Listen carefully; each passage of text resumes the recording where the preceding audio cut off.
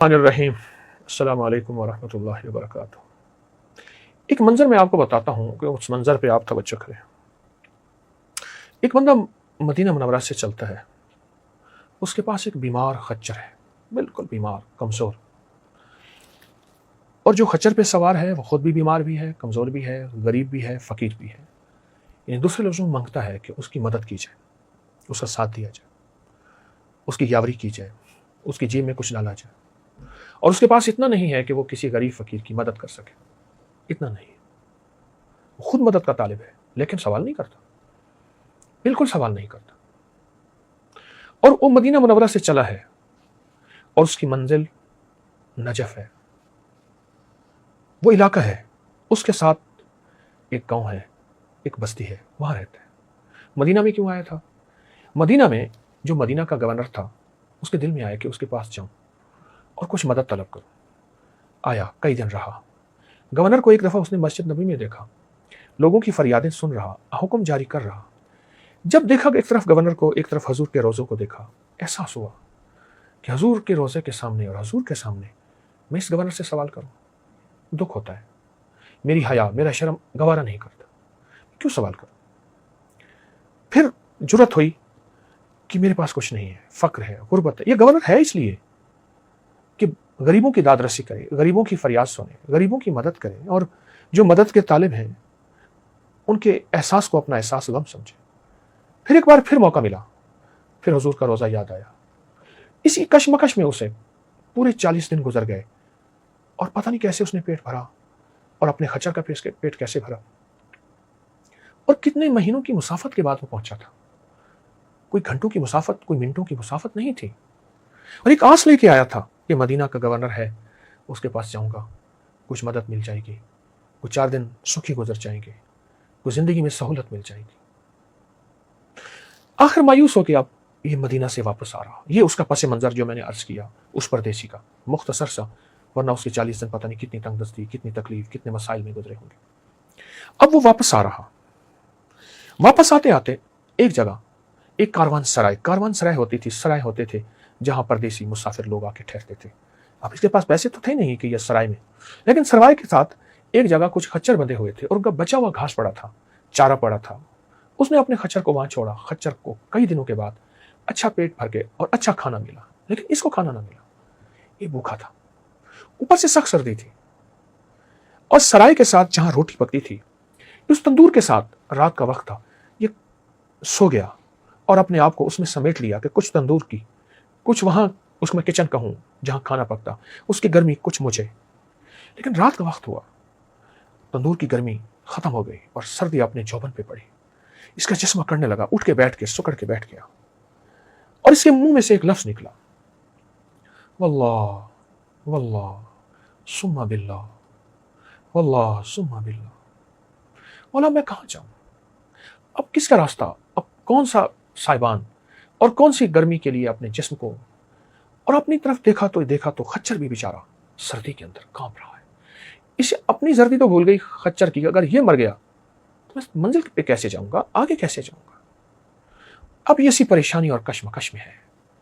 واللہ ثم باللہ، میں تو الفاظ بیان کر رہا ہوں، آپ سوچیں جس کی یہ حالت ہو کہ تن پہ پھٹے پرانے کپڑے ہوں، جیب خالی ہو، پیٹ بھوکا ہو۔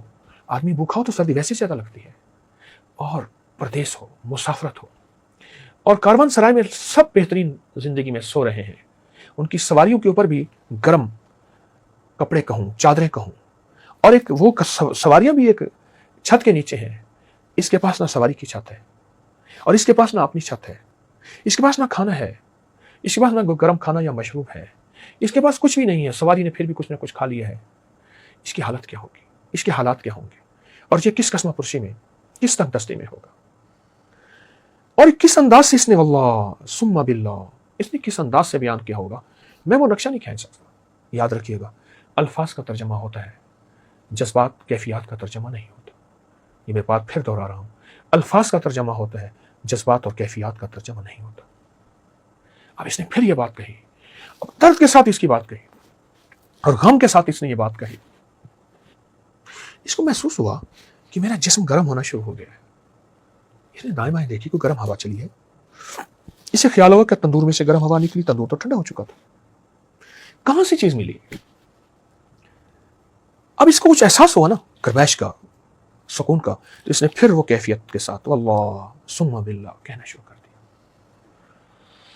अल्लाह अकबर। बस ये यूं कहता था और इसके जिस्म में ताकत आती थी, और महसूस किया ऐसे जैसे मैं खाना खा रहा हूं और मेरा पेट आहिस्ता आहिस्ता भर रहा है, जिसम में तवानाई आ रही है, ताजगी आ रही है और एक कुव्वत आ रही है, और सर्दी है पर सर्दी का एहसास मुझे कम हो रहा है। और उसने अपनी नजरों से जब अपने खच्चर को देखा तो उसके अंदर भी कपकपाहट कम हो रही है, वो ऐन सर्दी के ऊपर है, कपकपाहट कम हो रही है। इसने महसूस किया कि इस लफ्ज की कोई तासीर है और इस लफ्ज को कोई ताकत मिली है, इस लफ्ज को कोई कुव्वत मिली है। इसने पढ़ना शुरू किया, पढ़ते पढ़ते ना कुछ सुकून मिला तो इसको ऊँग आ गई। इसने ऊँग में देखा कि कुछ लोग हैं, उनमें आगे एक शख्स है और वो इसको थपकी देते हैं, कहते हैं हमारे घर से तुम्हें ये लफ्ज मिला था और इसको पढ़ता रहे, इसको ना छोड़, और यही लफ्ज तुझे मंजिल पे पहुंचाएगा। और मदीना के गवर्नर के साथ तूने अच्छा किया, सलाम नहीं किया, मुझे मेरे हुजूर ने भेजा है सल्लल्लाहु अलैहि वसल्लम। जा, एक साइल आया था और मेरे हया और गैरत की वजह से उसने गवर्नर से सवाल नहीं किया था, इसको कहे ये लफ्ज हमारे घर से मिला है और मैं इसकी खास तासीर और इजाजत देता हूं और खास तवज्जो देता हूं, इसको पढ़, तुझे मंजिल मिलेगी, तुझे रिस्क मिलेगा, जो तुझे सेहत मिलेगी, तेरी सवारी को सेहत और खाना मिलेगा, और तुझे जा आज के बाद तवंगरी मिल गई। इसकी आंख खुली ना तो इसने ताजगी देखी, अब सोचने लगा है कौन ये, बहुत सारी नूरानी, रूहानी और नूरी हस्तियां थी, है कौन। अब इस कैफियत में था, लेकिन इसने फिर पढ़ना शुरू किया।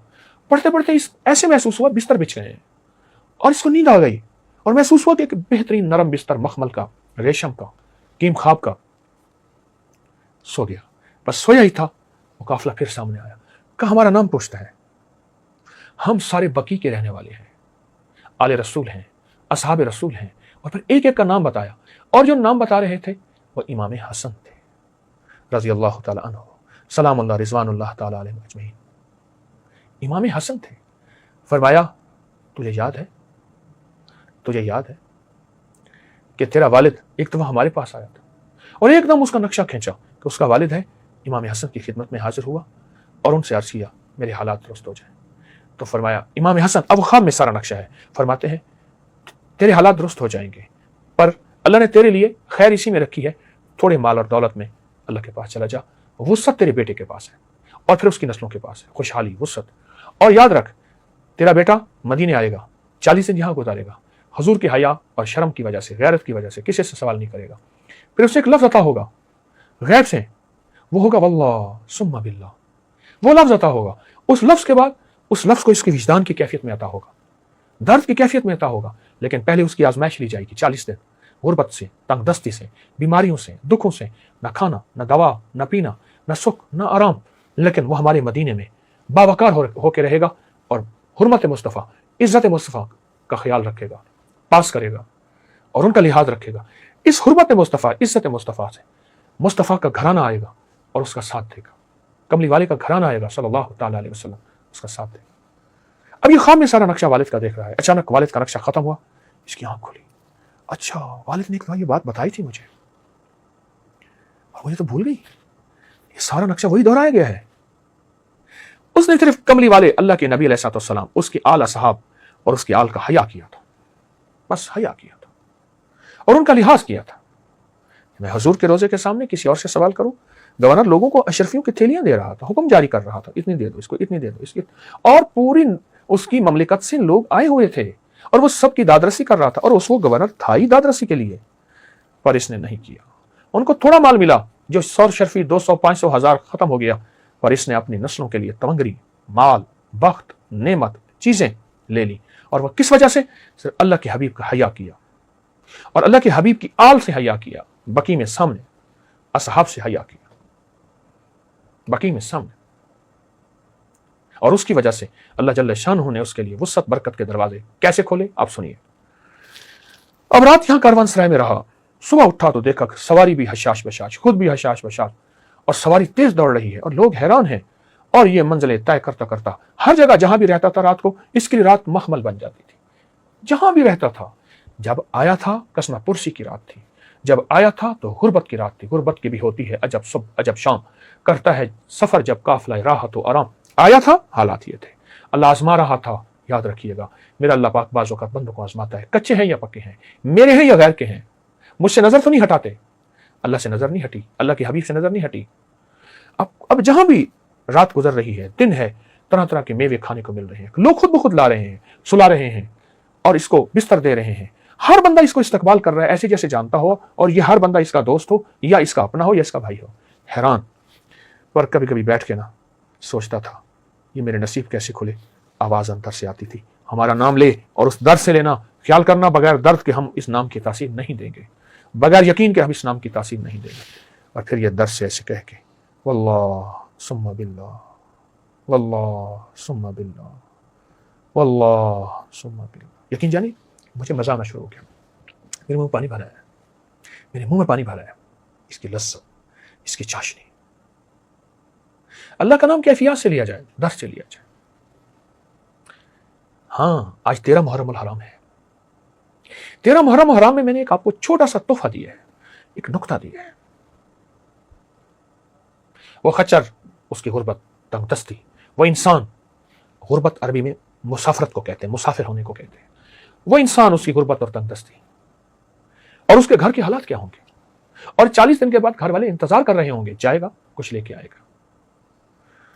جب گیا نا گھر، منزلیں طے کرتے، راحت کا سامان، راحت کا سفر، جب گھر پہنچا اور گھر پہنچتے ہی دیکھا کہ گھر میں تنکری کا سامان ہے۔ یہ کیا؟